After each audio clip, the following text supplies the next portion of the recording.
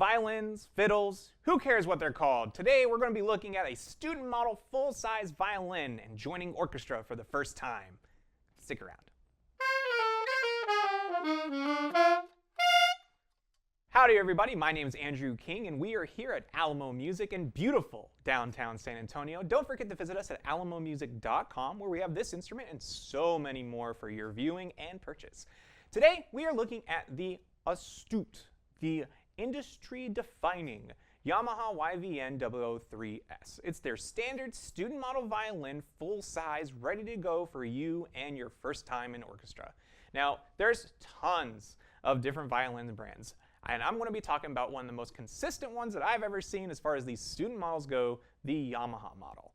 Now, there's going to be tons of different things about violins when you're first starting out. There's sizes, there's different variations, there's brands, there's equipment, there's all kinds of stuff. And today what I'm going to be doing is just keeping it simple for you. This is going to be a video for those of their first time in orchestra class, or if you're an adult trying to get into violin and you're wondering what the things that you're going to need are to really get started and get going. There's tons of different brands out there, tons of different types, so stick around. We're going to be going through all of it. So first, let's go ahead and unbox this violin. All right, so this is going to be the first thing. So let's open this up. Take this out of there. We got the instruction manual. All right, cool. So yeah, that's not too important for this. Tape. All right, so these violins will standardly come with, especially at this price point when it comes to these, I'm talking like these, the Eastman violins as well. These will all come with these really nice ABS cases, which is basically a material designed to make sure that your oncoming 5th or 6th grader is not going to destroy it. It's very good for it. So here we go.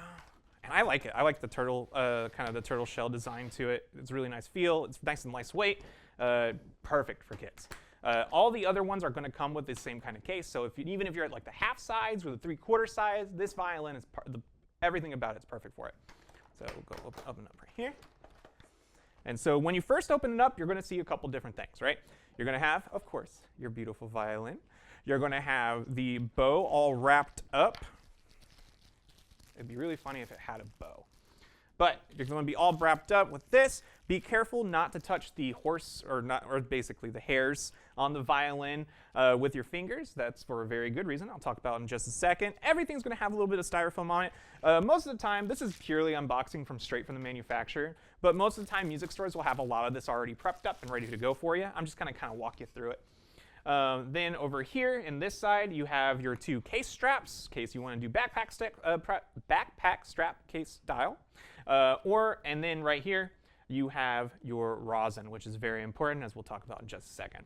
So the violin is a very weird instrument when it comes to education, because not a lot of other instruments, or even different families of instruments, really do this. When it comes to like brass and woodwind and whatnot, all of those come in just one standard size. You go and get an alto saxophone, it's the saxophone. You go and go flute, it's the flute. And there's little minor differences for different sizings and whatnot, but nothing that is purely for the reason that you are not tall enough for this ride kind of stuff, right? That's different with the violin. And that goes for anything like the viola or the cello or even the double bass as well, which goes down to like a quarter. All of these instruments are going to be sized in different quarters. So you start, and it goes even further. I'm seeing like 1/16 size violins, and those are very cute.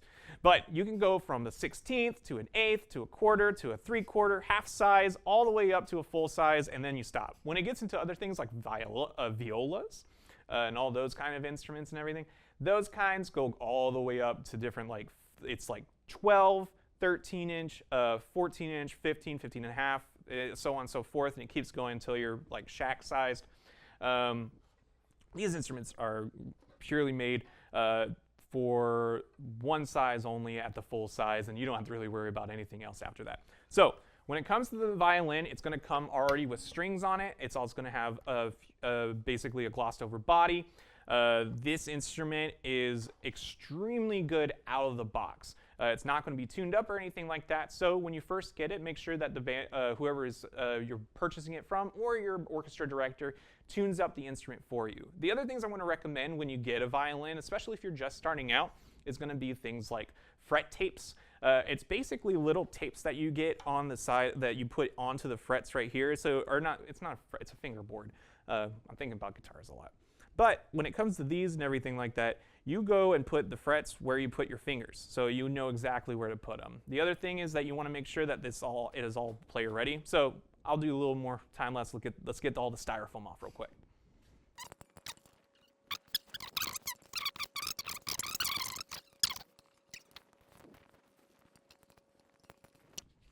All right, cool. So now that we got the styrofoam off and all that, I will go ahead and show you what's going on with this, the violin. So it's going to come with the strings already attached on it. You're going to have a bridge here, which is a floating bridge. Not floating bridge, but basically it's an unglued bridge. So there is nothing really holding it other than just the strings themselves. So when you get the violin, there's going to be some cases, even when you're playing and whatnot, that the bridge is just going to fall off. And it will. And it's super easy to reset. Just make sure that the strings are loose enough that you're not like pushing down on it.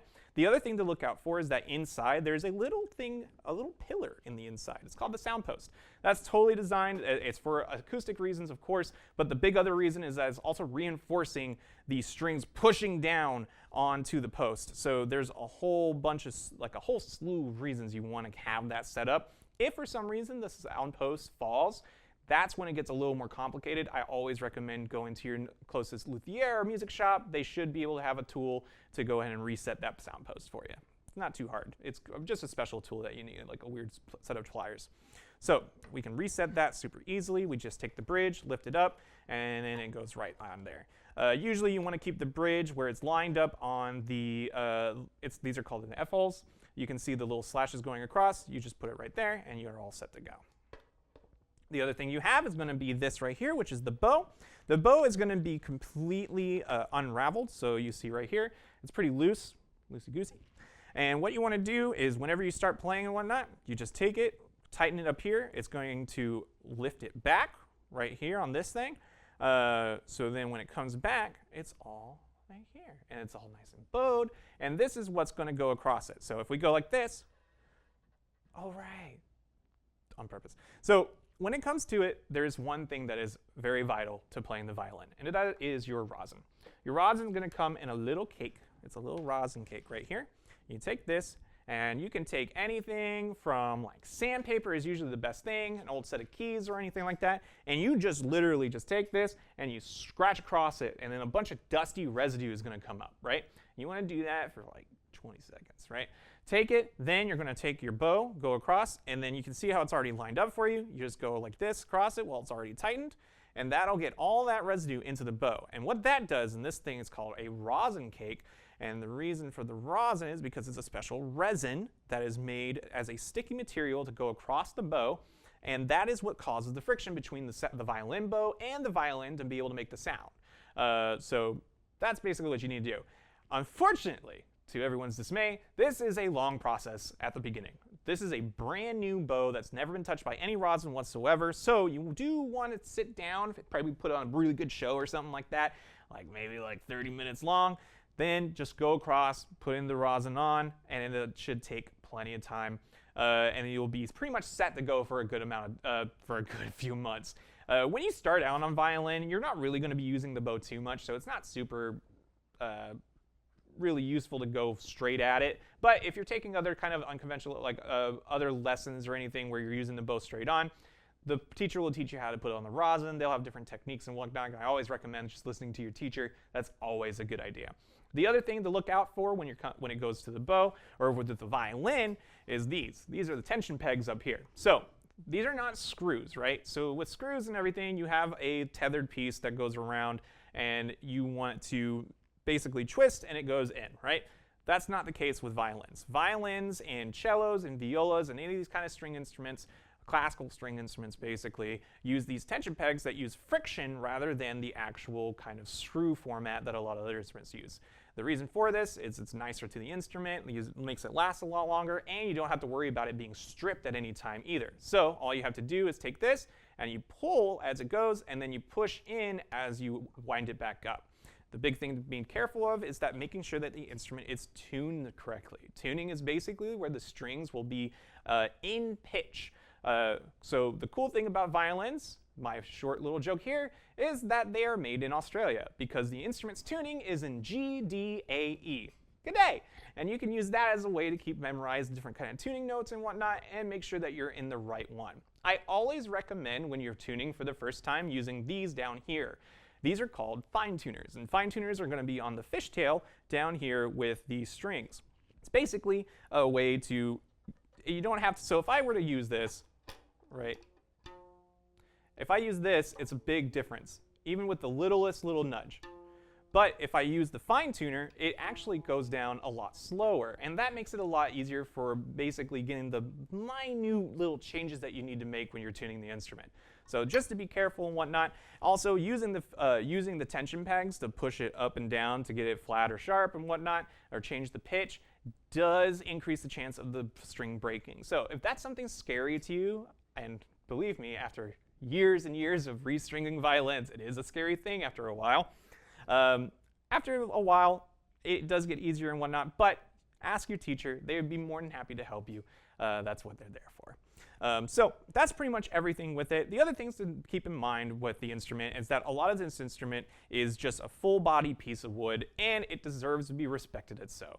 Wood is a very soft material. It's easy to chip, easy to break. So if something were to happen to the instrument where anything got chipped or anything, I highly recommend taking it to your closest music shop or luthier to have them look at it to make sure the instrument's structural integrity is still good. Tons of things can happen with these instruments, so you do want to be careful. Always listen to your instructors for any kind of other advice that they might have. And please, get in the comments. I would love to hear when you started on violin. Are you starting now? Are you going for it later? Let me know. I would love to hear it. Well, thank you so much for watching, and have a wonderful day.